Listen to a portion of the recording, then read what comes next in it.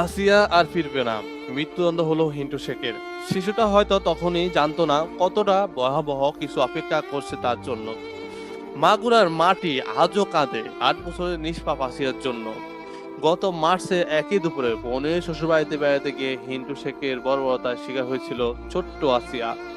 ভাঙচুর হয়েছিল একটি মাত্র নিষ্পাপ জীবন, যেটা ছিল হাসি, খেলাধুলা আর স্বপ্নে ভরা।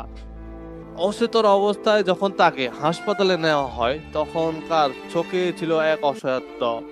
13 মাস ঢাকায় চিকিৎসাধীন অবস্থায় নিভে যায় একটিমাত্র জীবন প্রদীপ। আজ সে নিশ্চয়তার বিচার পেল দেশ।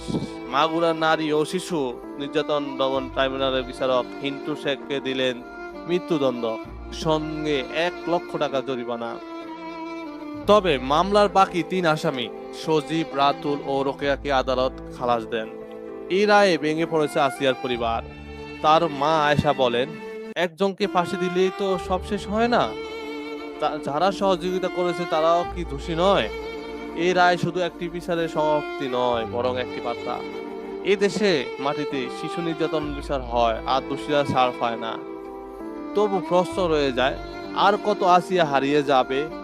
আর কতটা সময় লাগবে এই নিরাপদ বাংলাদেশ গড়তে? আসিয়া নেই, কিন্তু তার আত্মনাদ যেন ভাসতে আছে আকাশে বাতাসে। আজও কি আসিয়ার সকল আসামির সাজা হবে? আপনার কি মনে হয়? কমেন্টে জানাবেন এবং বিডি নিউজের টুরের সাথে পাশে থাকবেন, শেয়ার দিন এবং সাবস্ক্রাইব করুন। ধন্যবাদ।